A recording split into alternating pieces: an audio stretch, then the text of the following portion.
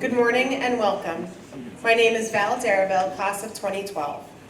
As I prepare to welcome Jack Fulweiler, class of 82, as a new Alumni Association president, it's truly an honor to conduct the 2024 Alumni Awards Assembly as my final event. On a personal note, this event holds a special place in my heart. Being part of this community and having the opportunity to recognize and celebrate the achievements of my fellow alumni has been one of the most rewarding experiences of my tenure as president of Alumni Council.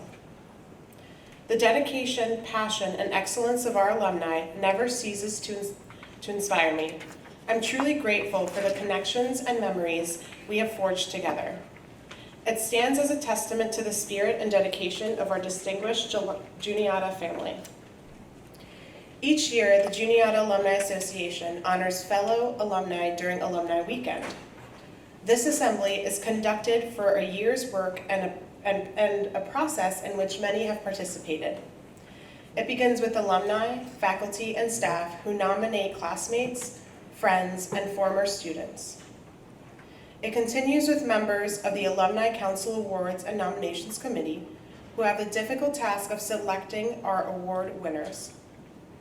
And it comes to a close with the individuals you see before you this morning. I would like to extend my deep gratitude to everyone who played a role in making the occasion possible, especially Mike Kennewell, class of 99, who led this year's selection committee. Thank you, Mike.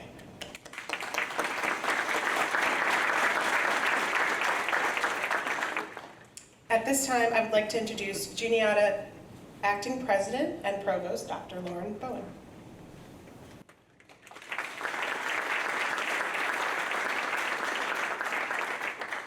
Thank you, Val. Well, good morning. It is really a delight to be able to welcome you and thank you for being here to this wonderful, fabulous weekend where we get to celebrate Juniata in so many different ways, and especially, of course, the difference that alumni make in defining this place so that those of us who are here on a daily basis can continue the good work that you had as students, led us as students, and now lead us as alums. I had the opportunity to greet many of you last evening and throughout the day yesterday. Some of you are here for the first time because you are guests and friends of the folks being honored today. So I'd also like to extend a warm welcome to the guests and members of our extended Juniata family who have joined us for this momentous event, because we are celebrating something very special: the outstanding achievements of 4 Juniata alumni. They join a distinguished group of awardees who have been recognized in the past, and they will now serve as a model and an inspiration for Juniata students and alumni for years to come. If there's anything certain about this place, it is that our alumni are changing the world for the better. Bob, Ann, Jen, Chris, congratulations for all that you've accomplished, for all that you've meant to Juniata, for bringing honor to your alma mater, and we know that you will continue to do good in this world. Congratulations.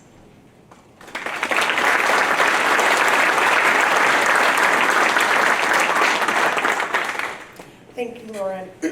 At this time, we will present the awards. The Alumni Achievement Award has been given annually since 1971.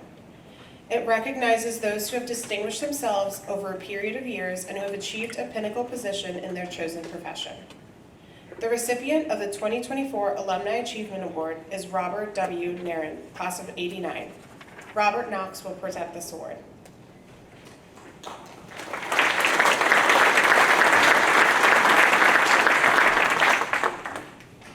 Good morning. My name is Robert Knox. I am a professor at the University of Oklahoma, along with Bob and Boomer Sooner. That's meant as a hello and a goodbye. And I'm here to present an award to your 1989 Juniata graduate, Dr. Robert W. Nairn. Before I go any further, I have to give credit where credit is due. It was 3 or 4 years ago that Bob's wife, Amanda, asked me to nominate him because it would mean so much to him to get this award. So we would not be here were it not for Amanda Nairn. Please stand up.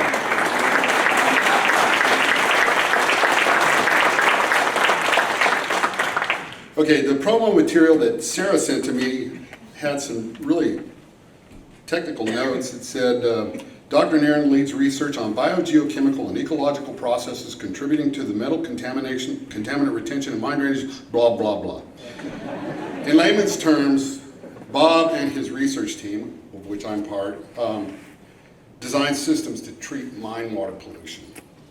And I'd like to briefly highlight one of Bob's crowning achievements. It's his work up at the Tar Creek Superfund site in northeastern Oklahoma. It's a site of some abandoned lead and zinc mines. The lead and zinc were crucial to our efforts in World War I and World War II. So not long after EPA established the Superfund program, they punted on Tar Creek because of the enormity of this problem up there. So what I'd like to do is read you some actual quotes from the 5-year review of the Tar Creek site. One said, EPA concurs with the state's conclusion that the surface water conditions are irreversible. Then, the habitat limited aquatic community designation is applied to waters which will not support a warm water aquatic community. The Oklahoma Water Resources Board has stated in correspondence that these designations are due to the irreversible man-made damages incurred at the site. Now, Bob didn't fault the government for kind of punting on this, because if you go up to Tar Creek, it is an enormous site, and it would take hundreds of billions of dollars to clean up the entire site back then. But the thing that really stuck with Bob was the irreversible damage characterization. He thought that was inappropriate to him as a scientist and as a citizen. And he thought, we can do something about this. And that's exactly what he did. He said, let's figure out what we can do, and that's what they did. Now this is where it gets a little bit weird. In order to convey to you the incredible achievements at Tar Creek, I'm going to enlist the help of two disparate characters. The first one is Mickey Mantle, and the second one is the North American beaver, scientifically referred to as, I know I'm going to butcher this, Castor canadensis. That's the North American beaver. So let me start talking about Mickey Mantle. As some of you, I can see the gray hairs in here, might remember Mickey Mantle. He played his entire career with the New York Yankees. He was one of the all-time great sluggers. Some people say he was the greatest pinch hitter of all time. Now, he was born in Spavinaw, Oklahoma, but he grew up in a place called Commerce, Oklahoma. Because of his incredible speed on the base paths and in center field, he was known as the Commerce Comet. Now, why do I bring up Commerce? Commerce, Oklahoma is in the middle of the Tar Creek Superfund site. It's not a pretty place. It's surrounded by these huge mounds of what they call mining chat, and these broad expanses of these mill pond wastes. Beneath the ground, you're not going to believe this, are some 300 miles of underground mines that are full of water. And that water is contaminated with lead, zinc, and cadmium. And when they stopped mining, they stopped pumping water, and the mines filled up, and the water started coming to the surface. And it trickles into a tributary to Tar Creek, which is a tributary of the Neosho River, which flows into Grand Lake. I hope I got that right. He'll tell you if I'm wrong. Now, the metal-laden water coming up out of the mines also has a lot of iron. I think people in this part of the country will relate to this. My limited chemistry background tells me when iron meets oxygen, you get rust. So all the water in Tar Creek is bright orange. Nothing lives in Tar Creek. That is, until Bob Nairn got involved.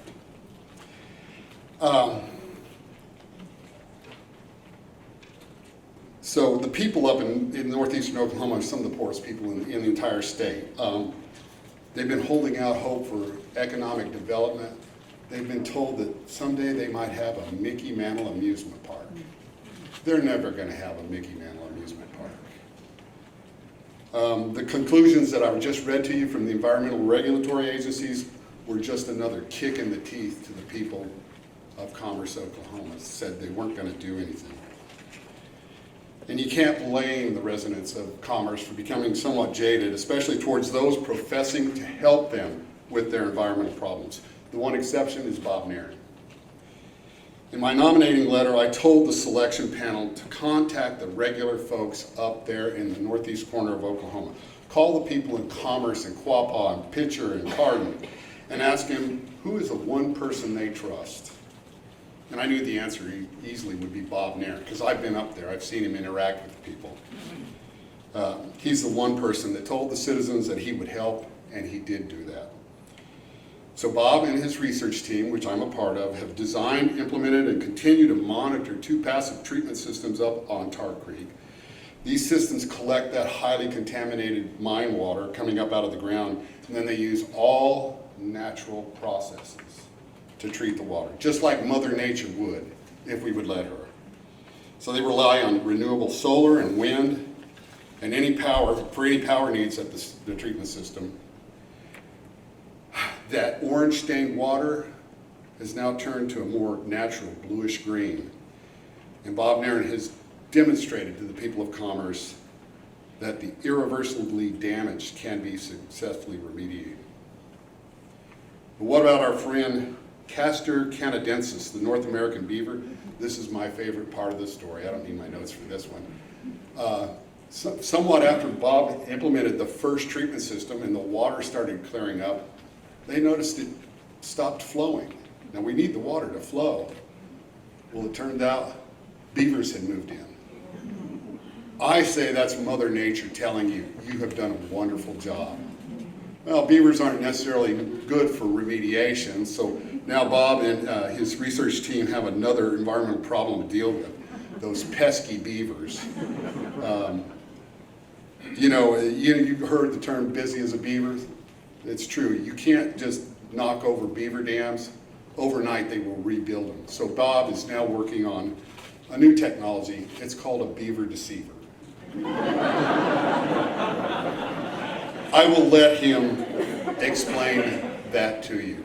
So I'm very proud and honored to be up here to introduce my good friend and my colleague for many, many years, Dr. Robert Nairn.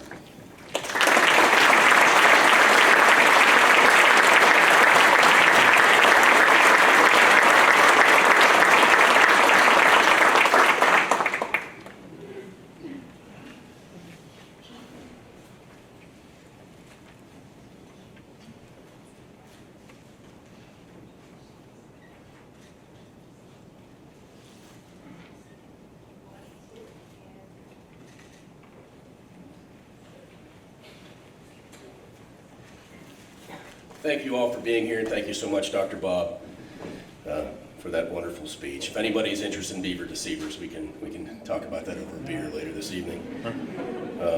I was asked to keep my remarks to 5 minutes, so as a verbose and ivory tower academic, I prepared about 200 PowerPoint slides. So okay. Well, I do ask that you bear with me, because I want to provide some context as to why today is just so meaningful to me. I'm one of 4 siblings born into a working class family in Steeltown on the Ohio River in western Pennsylvania. My dad, like every other kid's dad in Aliquippa, Pennsylvania, worked in the mill, and my mom raised me and my 3 siblings. To us, the mill was always there. It was always been there, it would always be there. The sights and the sounds and the smells and the pollution of making steel kind of enveloped our lives. In January 1984, my junior year in high school, my dad, like so many other union steelworkers at that time, lost his job. The American steel industry was collapsing, and our family was part of that. And our lives changed dramatically. My mom went back to work after 30 years as a homemaker. My dad took part-time jobs, including becoming a park ranger at our local community park. I was fortunate enough to spend a lot of time outdoors with my dad growing up, and I remember sitting on a downed tree, taking a break while we were cutting firewood, and telling him that I had made my decision and I was going to finish high school, and I was going to stay home and get a job, and help my mom and dad. The mill wasn't an option for me, but I could learn a trade, and he had been a carpenter, and I found that was something honorable when I could do that. My dad was adamant. You're going to college. The conversation ended. So my senior year, I was set to attend one of the Commonwealth's fine regional state-supported institutions until I received a letter from a small liberal arts college nestled in the rolling hills of south central Pennsylvania, inviting me to visit campus and take a scholarship exam, and I did. On a snowy midwinter day, my dad and I made the trek east up what at that time was 2-lane Route 22, all the way to Huntington, and I took the exam and he drank coffee, and we headed home. And at that time, little did I know, and never would I have imagined how that day changed my life. Juniata offered me a scholarship, and I accepted. I walked onto campus that fall with a chip on my shoulder and a terror in my gut. I knew no one. I had no idea why the hell I was here. I was an imposter. But I maxed out my Pell Grants and my guaranteed student loans, and I persevered, and I became a Juniata graduate in 1989. But I really can't thank Juniata enough for seeing something in that working class kid from Western Pennsylvania, even when he failed to see it in himself. Juniata changed my life. My POE was environmental science, which allowed me to take multiple classes in several of the sciences along with the liberal arts. The influence of faculty like Bob Fisher, Todd Gustafson, Don Mitchell, Bob Washburn, Earl Kaler, and so many other talented Juniata faculty was very deep. Bob Fisher encouraged me to spend a summer at the University of Montana Flathead Lake Biological Station. That was my first trip west of Mississippi. Don Mitchell supported my semester internship at a Department of Energy National Laboratory on Long Island, New York, my first opportunity to see the big city. And Earl Kaler strengthened a lifelong love of history. Juniata faculty shaped my perspective on what is possible in life. After finishing, my colleagues at my first job at the United States Department of the Interior Bureau of Mines also deserve recognition. Bob Kleinman, Hank Edenborn, especially Bob Hedden, who inspired me to pursue a career focused on what we call today nature-based solutions. I loved my job at the Bureau so much that I quit when I went back to graduate school. But my Juniata education had prepared me for lifelong learning. And at the Ohio State University, I worked with Bill Mitch, who's a globally renowned wetlands scientist. I thank Dr. Mitch. I completed one of the first dissertations at what's called the Olentangy River Wetlands Research Park. And almost unbelievably, just this month submitted 2 manuscripts based upon 30 years of soil development at that site. So we're still working with folks at Ohio State. I want to thank my OSU wetlanders, Doug Stewart, Karen Wise, Renee Wilson, Paul Wyhe, and so many others. My Juniata education gave me the confidence to really excel in my profession. I took the faculty position at the University of Oklahoma as my first post-PhD job, a stepping stone, maybe stay for a year or two and move on. And that was 27 years ago. I've never had a chance or never had a reason to leave OU. I never found a reason to go anywhere else. My colleagues, like Bob, are truly outstanding. My students, even more so. And they've made Oklahoma my home. Along with Dr. Knox, I teach the environmental capstone, senior capstone experience in which we try to address real-world problems with a local client. Several years ago, we studied animal waste issues at a small nonprofit zoo near Norman. The assistant director of that zoo was the woman who was to become my wife. Not to get overly romantic, but it was that manure that brought us all together. My Juniata education helped prepare me for life as a husband and a father, the most precious jobs that I'll ever have. I want to sincerely thank those of you that came here today to be with me. Dr. Bob Knox, my faculty colleague, my former boss, my sounding board, my very good friend, thank you. Linda, thank you for being here too, and thank you for putting up with Dr. Bob. My JC brothers from a different mother, Jim Tofano and Steve Allen, thank you. Your lifelong friendship may be the greatest gift I carried with me from Juniata. I don't have time, nor do I have legal authorization to mention much about the Sin Pit, Sale of Beer God, the Gorilla Couch, FOH, or the Dirt Bags, but I'm sure we'll find some time to reminisce this evening. And most deeply, thank you to my family. Joe, my brother Bear, the first in our family to go to college, and the other Dr. Nairn.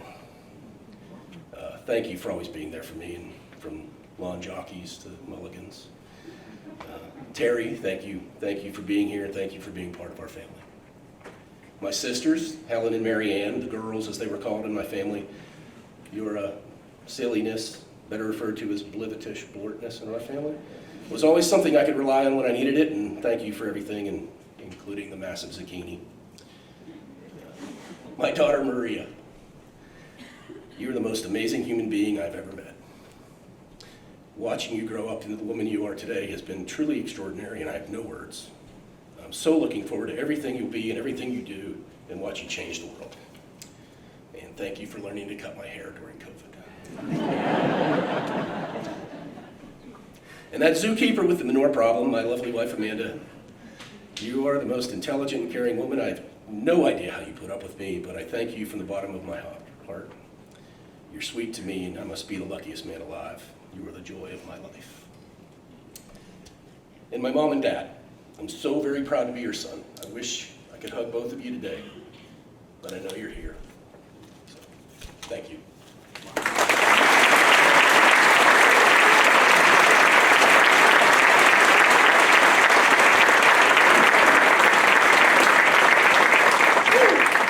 Tissues.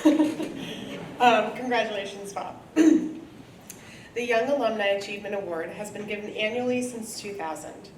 It honors those who have distinguished themselves in their chosen profession during the first 15 years since graduating from Juniata College. The recipient of the 2024 Young Alumni Achievement Award is Anne Wakabayashi, class of 2011. Professor Jack Barlow will present the award.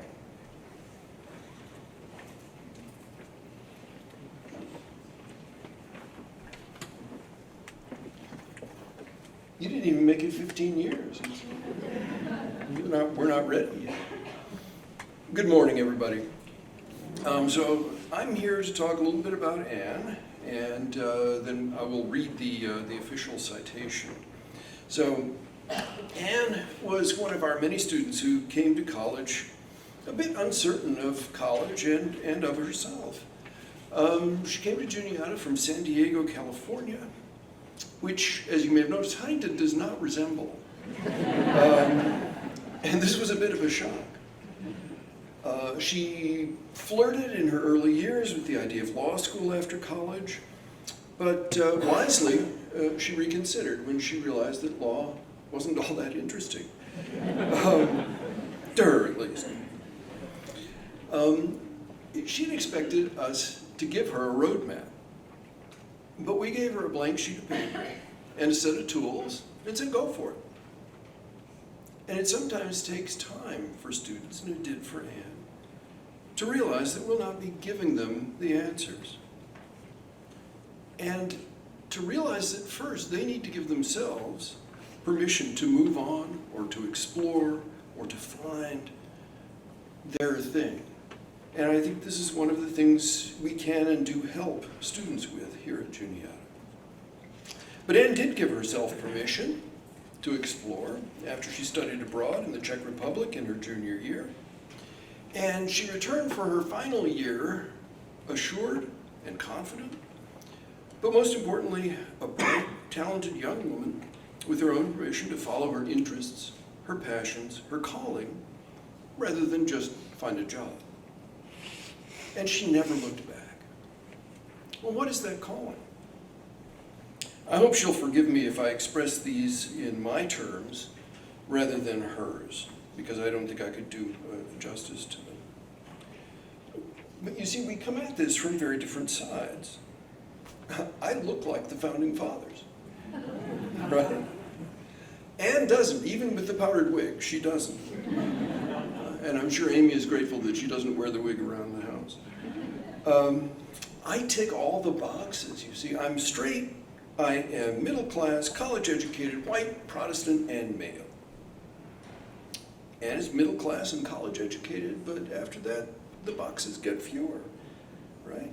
My background tells me I'm normative. My background whispers to me that my people give rights. And in the back of our minds is that small, smug thought that we normative people get to approve or disapprove of the way that rights are being used. But it should go without saying that a right that I can give, or a right that I can impose conditions on, is not a right. Nor is a right something that you can put on your shelf like an Academy Award or something and gaze at as if it's a trophy, right? Or invite me over to gaze at it with you and have me say in my privileged and normative way, oh yes, I remember when I gave you that. Rights are not given, not by humans at least. They may be used, exercised, asserted, but they require no one's permission. Anne has made it her mission to make rights real for those who are marginalized. In the citation, and I will read this, we mentioned several of the organizations that she's been associated with, and so I won't spoil that. But the proof that you have a right is that you can use it without thinking about it. Anne wants to make it possible for women, LGBTQ individuals, ethnic minorities, for everyone, to walk in the confidence that their rights, their individuality, their personhood are respected. She cannot give anyone a voice, but she can help them to find and use theirs as she found hers. We should all be walking like founding fathers, walking like we are normative, because we are. I am genuinely grateful for Anne's work. Anne found her passion, her calling, her roadmap in helping others find their maps and make them real and effective. And I'm very proud to present her with this Young Alumni Achievement Award. So I will now read the citation. Anne D. Wakabayashi, a member of the class of 2011, has distinguished herself in her profession through leadership, advocacy, and political strategy. After graduating from Juniata, Anne worked in electoral politics, serving as political and then communications director for the PA Senate Democratic Campaign Committee, and managing a number of campaigns, including eventually serving as a senior advisor for Elizabeth Warren's campaign. In 2015, she became the founding executive director of Emerge Pennsylvania, an organization that recruits and trains women to run for public office. In 2020, Anne became a media strategist with the Win Company, a political media consulting firm that made ads for Democratic candidates, where she contributed to John Fetterman's campaign for the United States Senate, as well as helped flip the Pennsylvania House of Representatives. In 2023, Anne was named Vice President of Campaigns and Creative Services at Berlin Rosen, a public relations and campaign consulting firm headquartered in New York City, New York. In this role, she is an ad maker, a media consultant, a political strategist, and on the road all the time, as she tells me, the only queer woman of color serving as a media consultant at this level in Democratic politics. She served as chair of the Pennsylvania Commission on LGBTQ Affairs from 2018 through 2022, co-chair of the Liberty City LGBT Democratic Club from 2016 to 2019, and commissioner of the Philadelphia Commission on Women from 2016 to 2018. This award is presented to her in recognition of her career, achievements, and for representing the ideals of the Juniata community by striving for excellence in all of her endeavors. It is an honor and a privilege to present Anne D. Wakabayashi, class of 11, with the Young Alumni Achievement Award by direction of the Alumni Council.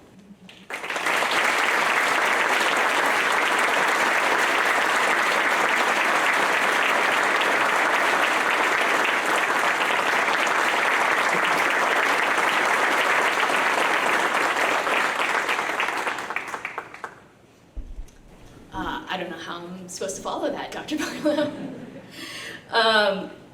So as Dr. Barlow said, I am from San Diego, and one of the questions that I get just constantly is, how did you end up at Juniata from San Diego? And my wife likes to joke that she has heard my answer hundreds of times and does not understand it yet. But I think I can tell a room full of Juniatians the answer to that, which is, I got a little bit of money in a financial aid package, and my parents were like, please go out and look at this college that's giving you money. And we came out with my father and I came out and came to look at the school, and as soon as I stepped onto campus, I felt welcomed, I felt at home, and I felt like I had found my space. And oddly enough, that space was in the middle of central Pennsylvania. One of the other things that I like to say is, we let 17-year-olds make decisions that define their entire lives. And I am so thankful that the 17-year-old me decided to come out here, because it truly did define my life. We talk a lot about the book that it's in, 40 Colleges That Change Lives. That's another one of my answers when people ask how I found it. And the follow-up question to that is often, well, did it change your life? And my sort of sarcastic answer is often, well, I live in Pennsylvania now.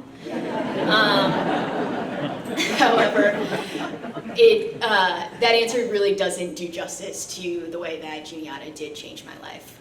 Juniata did give me the tools that I needed, the network that I needed, and the confidence that I needed to go forward and do the work that I do. And do the work that I do when, as Dr. Barlow said, I'm not always the person that they expect in a room. As you can see, I don't dress like every other woman out there. I have a lot of tattoos that I like showing off, and I often swear too often in meetings.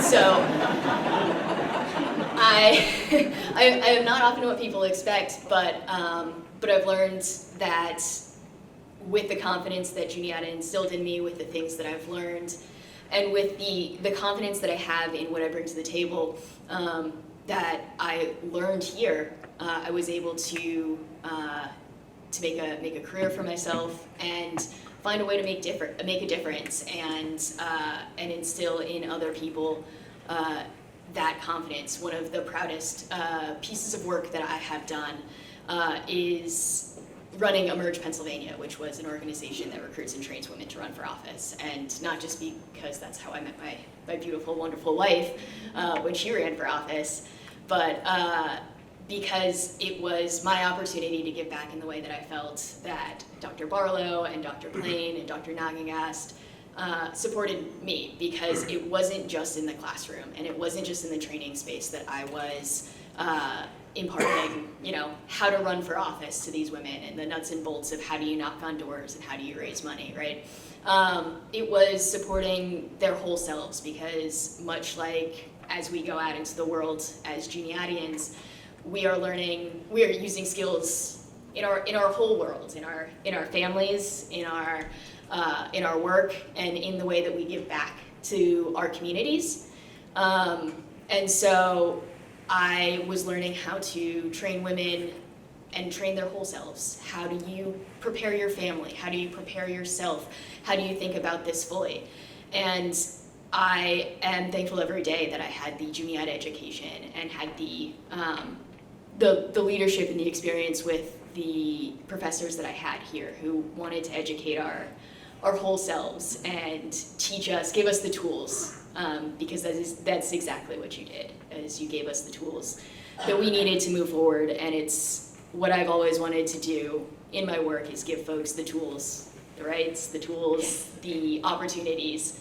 And so I guess I will close there with, I never expected to be at a small college in the middle of nowhere, Pennsylvania, but I am so extraordinarily thankful that I was here, and I am so extraordinarily thankful that I can continue to be part of the Juniata community. So thank you so much for this. It is truly an honor.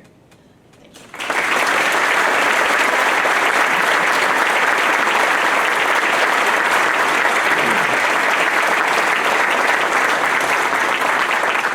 Congrats, Anne. In recognition of the service that so many Juniatians provide to the world around us, the Alumni Association added the William E. Swigart Jr. Alumni Humanitarian Award in 2001. This honor recognizes those who have improved the lives of others through personal sacrifice and have exercised significant leadership through vocation or avocation. The recipient of the 2024 William E. Swigart Jr. Humanitarian Award is Jennifer L. Dorsch-Messler, class of 2002. Reverend Dave Wachowski will present the award.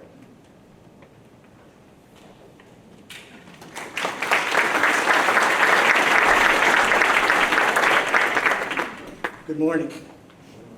It's always a joy and a pleasure to be back at Juniata for me as well. Dorsch, it's also a deep pleasure and honor to be invited by you to be part of this day. I truly find it hard to believe that we met well over 20 years ago now. Jen was one of those people who made my adjustment at the time to becoming a college chaplain so much easier and more enjoyable when I was first learning how to navigate this strange world of higher education. This woman, very simply put, is a very special person.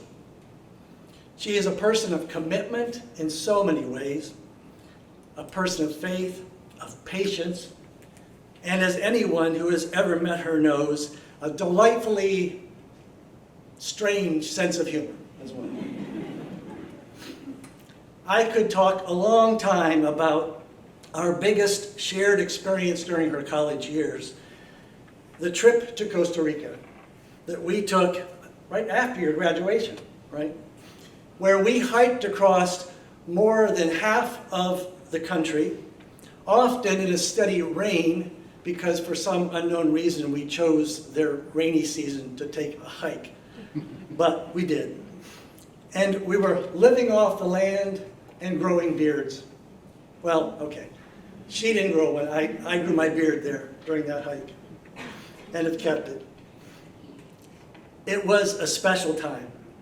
Along the way of that trip, we would stop each day and we would offer some kind of service to the local people who were going to put us up for the night.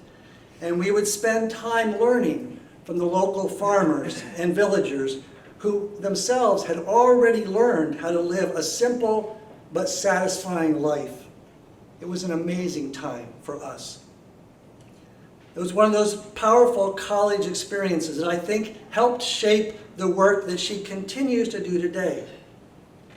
But for now, let me just simply say that it was there that I also saw in her this unique combination of competitiveness and caring that I think is a big part of who she is.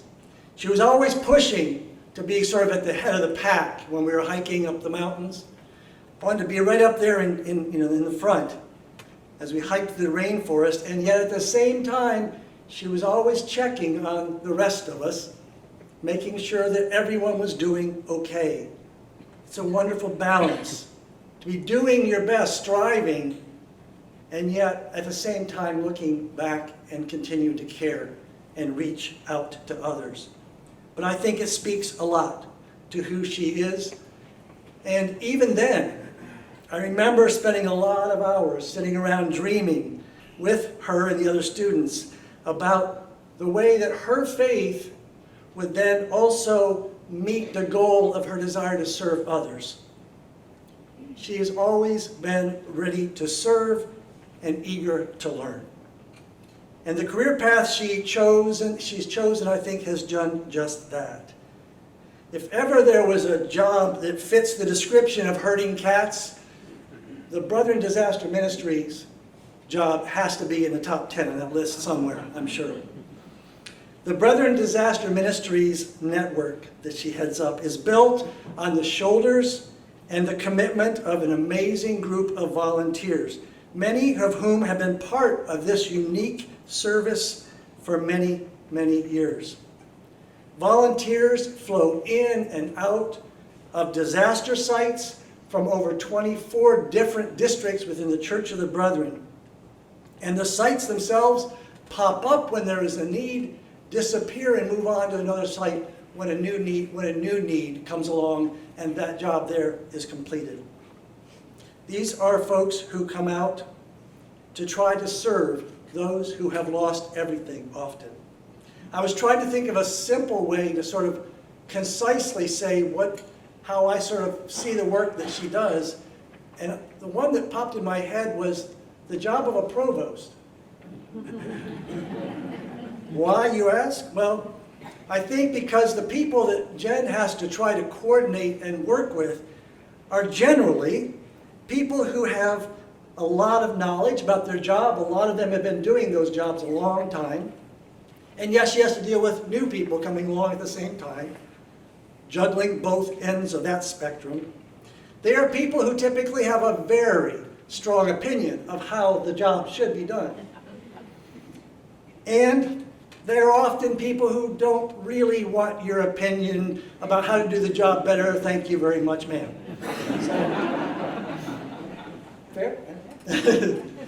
But Jen has the gift of being able to channel these committed yet very opinionated folks back toward their common purpose of serving those who have often lost everything in their world. She has that ability to let people be themselves while often then using her sense of humor to disarm and to lead them to become even better at meeting the needs of those they encounter in their positions. And under her leadership, the Brethren Disaster Ministries, or BDM as we like to call it in Brethren circles, has continued to grow and flourish and to meet genuine needs all around the world. Needs for the most vulnerable in the worst of times in those people's lives. She has the gift of making things like this look simple, even though we all know they're incredibly complicated and difficult things to handle. And she always has a smile to lift others in the midst of their struggles. And that's why I think she is so deserving of this recognition, and I'm honored to share this citation with you today.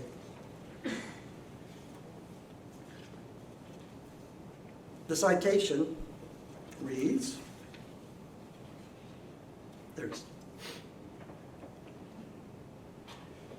Jennifer L. Dorsch-Messler, a member of the class of 2002, has given selflessly to those impacted by disaster through her work responding to human needs and coordinating emergency relief. Following her graduation from Juniata, Jen earned a master's degree in conflict transformation with a concentration in trauma healing and peace building at Eastern Mennonite University's Center for Justice and Peace Building in 2010. She serves as Director of Brethren Disaster Ministries, BDM, an organization of the Church of the Brethren. BDM engages a network of volunteers to repair or rebuild damaged homes for disaster survivors who lack sufficient resources to hire a contractor or other paid labor. Its goal is to ease the trauma and foster recovery in disaster-stricken communities across the United States. BDM also restores hope for countless of the most vulnerable disaster survivors around the world by supporting coordinated disaster relief efforts, primarily through faith-based international partners wherever disaster strikes. Jen is currently Secretary of the Maryland Voluntary Organizations, active in Disaster Executive Committee, a position she previously held from 2017 to yeah. Been around as long as I have, right? 2017 to 2020, and resumed again in 2022. In the interim, she served as the Executive Committee's Communications Coordinator. She was a member of the National Voluntary Organizations Active in Districts Board of Directors from 2016 to 2022, and was Secretary of the Executive Committee from 2018 to 2022. Her mission and relief work have taken Jen to Peru, the Dominican Republic, Sri Lanka, Nepal, and Guatemala. She was team leader of a rebuild work camp in Haiti, coordinating 3 trips between 2011 and 2013, and then returned in 2021 as part of the relief response to a 7.2 magnitude earthquake. This award is presented to her in recognition of her lifetime achievements in humanitarian efforts. It is an honor and a privilege to present Jennifer L. Dorsch-Messler, 2002, with the William E. Swigart Jr. 37 Alumni Humanitarian Award by direction of the Alumni Council.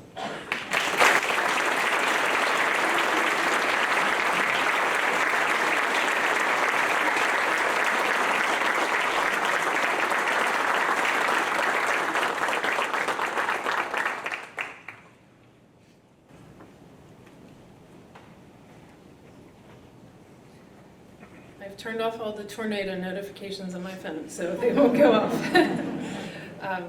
But thank you so much. I just feel so blessed and humbled to receive this award, and I thank the Awards and Nomination Committee and David Meadows and the Alumni Council for this award, and also for this just very special weekend that you've put together here. Also, special thanks to Hey Dave, what are you doing? It's really special to receive this from you. Recently, I was at a conference that was focused on whole community integration, where representatives from the public and private sector came together to talk about how to help survivors and communities in the state of Maryland so that they can recover after disasters. One of the panelists that spoke there shared about the most important factor for this to be able to happen, and that was to nurture your network. And that has really stuck with me because it's a concept that I truly value, and I think it is important for success for anyone. So I could name a lot of individuals that I'd like to thank right now, but instead I'm going to kind of talk about 3 networks that I'd like to share appreciation for as I reflect on the work and this award that I've been so blessed to receive. So the first network that I would credit as a foundation and grounding point for my work and this award is my family. My grandparents and parents taught me the importance of loving and serving others as a call and a commission from the Lord. Whether they were serving East Africa or caring and showing up for those in their community, they led with a mission focus. And now I'm blessed to do the same, participating in global and local missions with my own family. Some of the greatest moments of my life have been serving with my parents, grandparents, sister, and my husband Brian and stepdaughter Kaden. The next network that I built was here at Juniata, and the connections that I made here had a great deal to do with how I got to Brethren Disaster Ministries and how I try to do my work. Practically, the students and the staff that I knew here or have engaged with since I left, ever since I graduated, have helped me to make connections and led me to volunteering and now working for Brethren Disaster Ministries in the Church of the Brethren. Reflecting now, though, I can also see how my Juniata relationships with students and teammates and faculty in this small, close-knit community in the central Pennsylvania, they've taught me the importance and the value of building your networks and your family around you. This has caused me to work to translate that to both my personal and my professional life and ministry. And the last network that I can't leave without mentioning is the Brethren Disaster Ministries Network, or family as many of us call it. I often say I would not have the opportunity to serve and work in this role without all of those who have sacrificed so much, and Dave mentioned many of them, so that we can help those that are most vulnerable in their greatest time of need. So this includes the volunteers who use vacation time to serve for a week to rebuild homes or to help children work through trauma. Leaders who give up a month or more to go live in impacted communities and work with volunteers. district coordinators and group leaders who recruit and support volunteer groups, generous and faithful funders who provide resources, local leaders who we partner with, and they have been doing the work long before we have gotten there.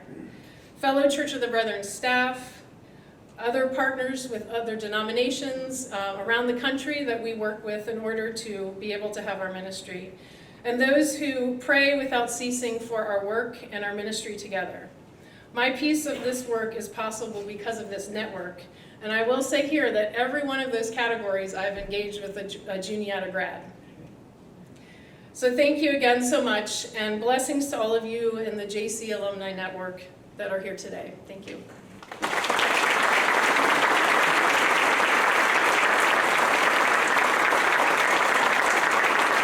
Congratulations, Jen. The Harold B. Brumbaugh Alumni Service Award has been given annually since 1971. It honors those who have distinguished themselves above others as having given their time to projects or functions of an elected or appointed position for the advancement of Juniata College.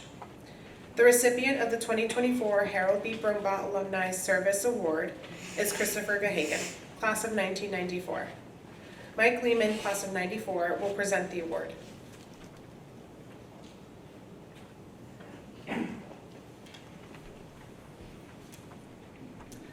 During his time on campus, no one knew Chris Gahagen.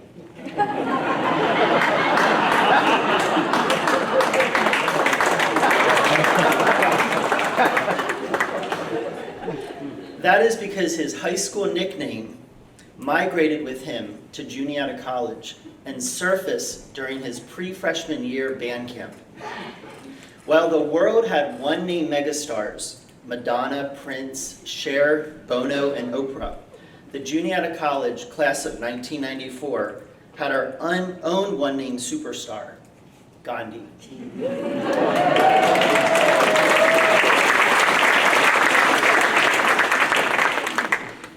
Gandhi contributed tremendously to the culture of the class of 1994.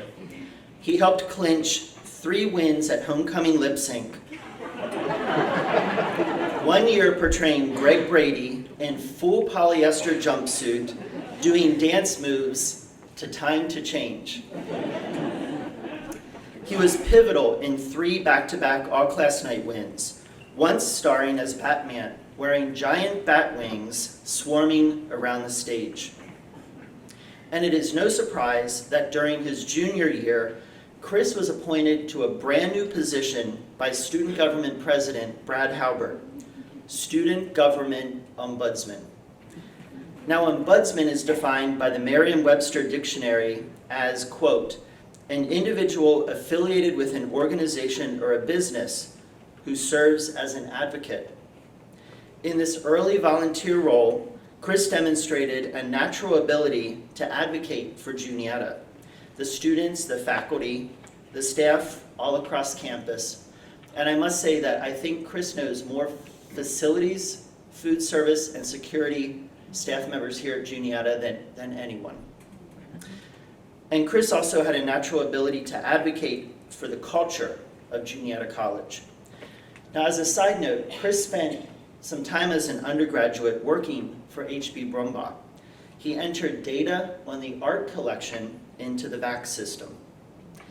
Chris shared with me what he remembers most about HB. He said that HB went out of his way to make you feel comfortable in every conversation. The same is true of Chris. When you speak with Chris, when you spend time with Chris, you feel Juniata.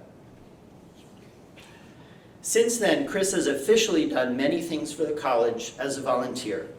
Alumni Council, Career Day, the 75th anniversary of bands, regional event host, homecoming, family weekend volunteer, alumni weekend volunteer, reunion committee, and class fund agent. But it is not this list, it is not all that he has done that prompted the nomination for this award. Chris Gahagen is most deserving of the H.B. Brumbaugh Alumni Service Award because of how he makes us feel about Juniata. the feeling his classmates get when we think of his lip-sync dance moves and his big grin during all class nights. The feeling that current students, faculty, and staff, when they see him wave from across campus and hear his welcoming laugh. And the feeling when alumni, whether you're reconnecting with him or meeting with him for the very first time, how you feel when you meet the original Juniata Ombudsman. So thank you, Chris, my dear friend of the class of 1994, and dear friend of Juniata College, for all that you do. So now the original citation.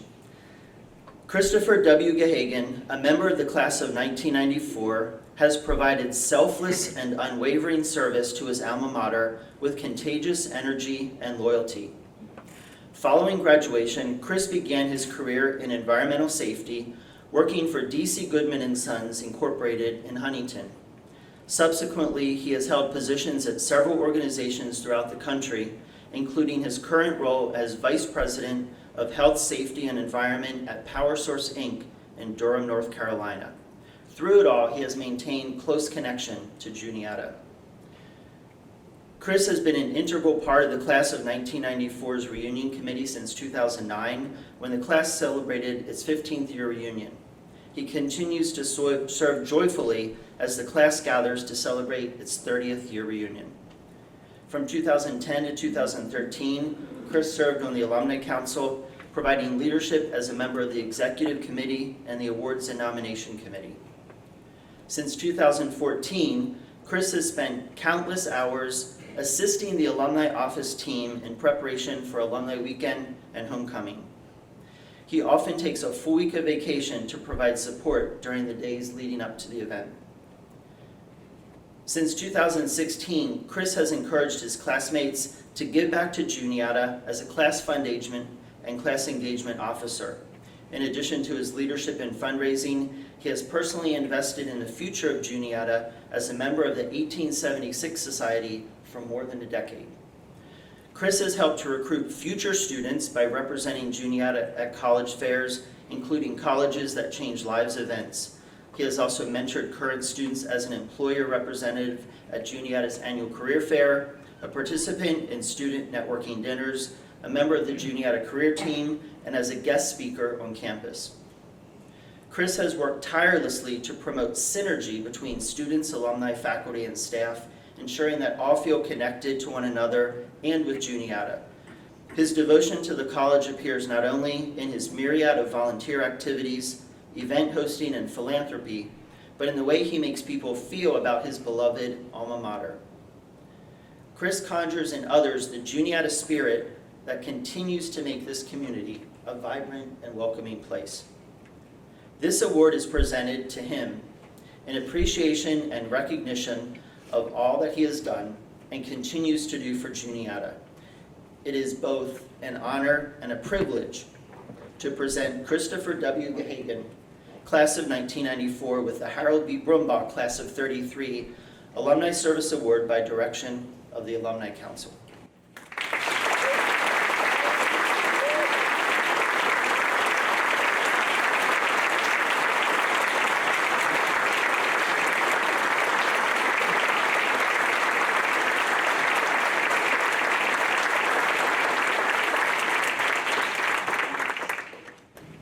I thought I was ready for this. Wow. I was really worried what pictures are going to come up when you came to me. But thankfully it's good. As student government president, I gave a speech at opening convocation titled "Serving Juniata Serves You." It was a blatant attempt to entice freshmen to get involved in campus activities by answering the age-old question, what's in it for me? By some accounts, the speech went well. Later that day, I met with Tom Woodrow, one of my advisors, who complimented me on the speech. By this point, compliments from President Neff, faculty, and having several freshmen sign up to run for office have me feeling pretty arrogant.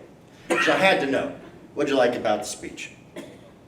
Would he be more engaged himself as a professor? Would he encourage his advisees to engage in more campus activities? Let's see. And he told me the whole reason he loved the speech was, it was short. I'm not certain I've retained that lesson. But I did think it was fortunate in 2 speeches in 30 years to have that connection of Juniata volunteerism and activity on campus. Most of you who know me can guess how much this college means to me, and how I'm well aware of the name Harold Brumbaugh and what that means to this award. Couple that with my 30th reunion and the choir reunion this weekend, and I am extremely fortunate to be here today. I do struggle with feelings of whether or not I deserve this award, not because I haven't worked hard for it, but it's very difficult to accept an award for something when I come to a place that I love and I spend time with the people that I love. But I'm still taking it. There's a couple of reasons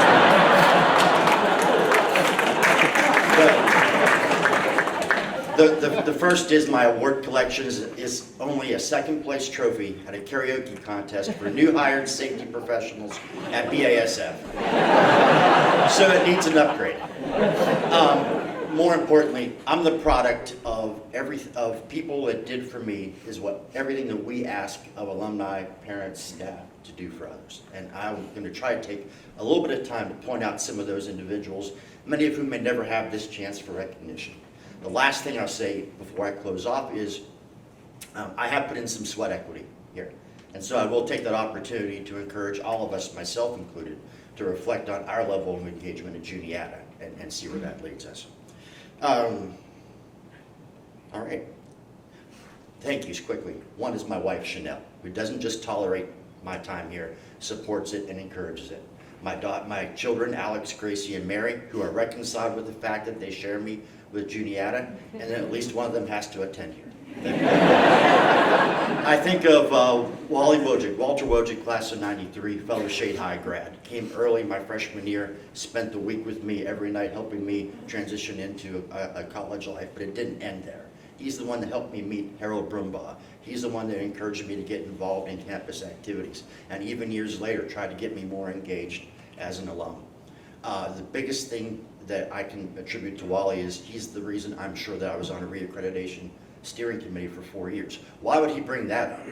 Well, the very first meeting was a dinner meeting, and I'm sitting there in a borrowed jacket, visibly awkward and uncomfortable, hard to picture, I know. But when someone walks up to me and says, "Hello, I'm Donna Weimer," and in a few sentences made me feel relaxed and excited for the next journey. And over the next few years, had the opportunity to build relationships and experiences that lasted a lifetime. I think of Phyllis Busnell, who was the science stockroom manager when I was here. Many of us spent summers and breaks working with her. She opened her home and her family to us, and she was a subtle parental influence for a bunch of kids who didn't know they needed it.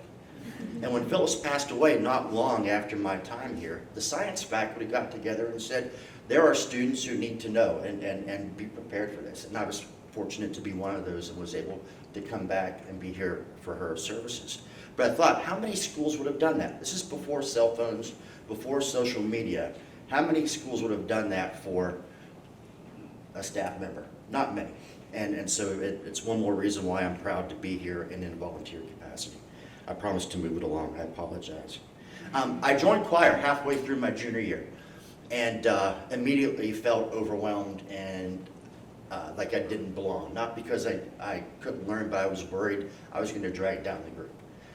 The entire choir, but most notably Dave Christopher, took time to talk me off the ledge and allowed me to have some of the best experiences in my life. If only there was someone else here from the choir who we might want to talk about today. I don't know. Russ Shelley. My senior year, we went to Germany, the first international tour. Russ and the college worked very hard to make the cost per student as affordable as possible, but for some of us, the math just still didn't add up, and Russ made sure that many of us could go. Give me a second. I have a unique position today to be able to say, Russ Shelley, thank you for making me a better person. Thank you.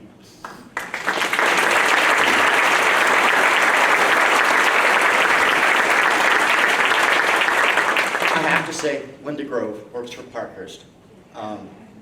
If you want to know a reason why people come back year after year, it's the people in Parkhurst, but Linda Grove personifies that attitude and that personality that brings us back again and again. Mike Wayman. Mike does not get enough credit for the work he does for the college. We've been friends for a long time. I am amazed by how much you stay in contact with our classmates and are always pulling the levers behind the scenes. The alumni office has made a home for me, and there's so many have been through, but there's one person I have to acknowledge, it's Chris Gibbony. Without Chris, I wouldn't have been here, and so I'm so glad that we met. I think that's all the thank yous. Well, no, David Goodman Jr. It's a big one, right? I was a young, wild kid in town, and David needed a safety director, and he said, "You're a Juniata guy, I'm a Juniata guy," and it put me on a career that took me very far. So it made me realize, maybe I had that convocation speech wrong. Maybe it's not serving Juniata serves you. Maybe it should be serving Juniata means serving others. And as I came back as an alumnus and started to get involved, I was amazed by how big a role alumni play in the development and the success of the college. I apologize. I went way too far. Obvious things like graduation rates and success of our alumni and the careers that they have is important. But recruiting, mentorship, recruiting as students, recruiting as future jobs, these are all things that we can do that directly contribute to the success of the college going forward. So let me take this opportunity as a person who's put in some time to challenge this group. What can we do? We can give. Hey, the college cannot give the opportunities our students need based solely on tuition alone. So I encourage you, if you have give, to continue to give. If not, to find some way that you can help support the college. Advertise. Hang your diploma in your office. Drink from a Juniata coffee mug. Sign your documents with the Juniata pen. Drive to the ball game with a Juniata sticker on the car while you're wearing a Juniata sweatshirt. People need to know how to pronounce their name. It makes those conversations for enrollment a lot easier. And if you don't know where the bookstore is, just follow me around. Chances are I'll be there within half an hour. Recruit. No one knows the students that will succeed here better than us. Participate with admissions, pay attention to the local schools, reach out and find those students and help us get them here so they can succeed and become the next generation of graduates. Engage. Come back. Talk with your professors in your departments. Can you give speeches? Can you mentor students? Can you take them to lunch? Find ways to help these students take that next step into the real world. I said recruit future students, but recruit future workers as well. You have internships, you have job opportunities, bring them in. There are many employers that will take every Juniata grad that we can produce, and so we have an opportunity to do that for our graduates. Last is celebrate. You're here for Alumni Weekend. It could be the regional events, it could be just your roommates or your classmates. Graduating from Juniata is something important. Celebrate it every chance you get. Why would I do that, you might ask? And I'll give you just a quick list. A few things that I've done. I've met incoming students, watched them graduate, and celebrated their success in the world. I've grown, I rebuilt relationships with classmates with whom I've drifted apart over the years. I made connections with classmates I didn't know when we were here. I've made friendships from people that were here decades before and decades after, which is amazing for a 25-year-old.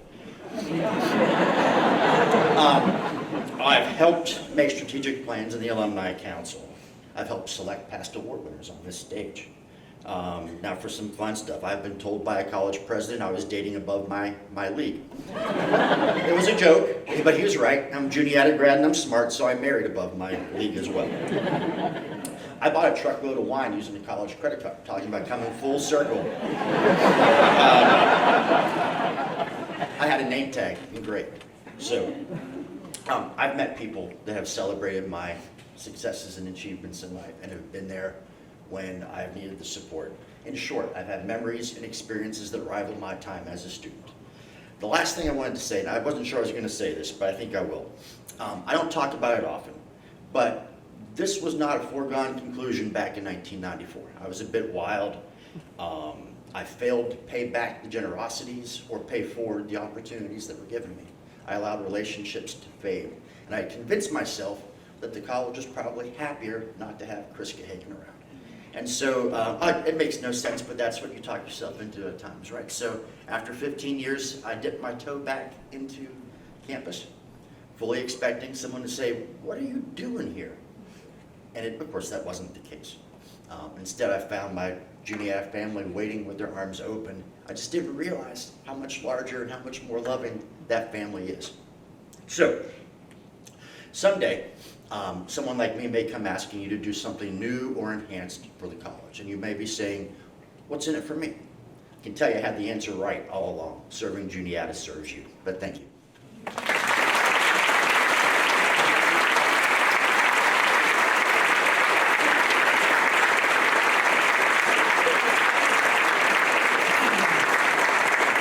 Congrats, Chris. And congratulations again to all of the award recipients. Let's give them all another round of applause.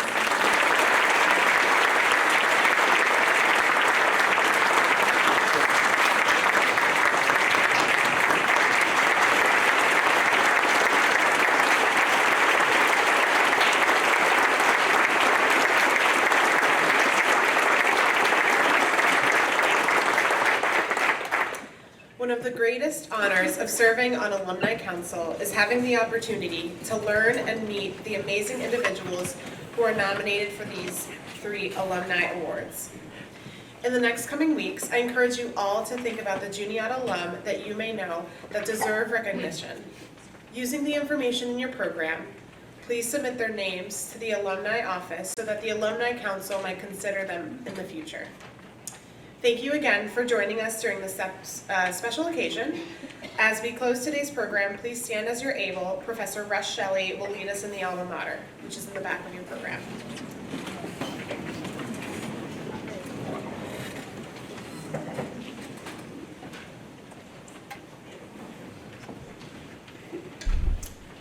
To Juliet.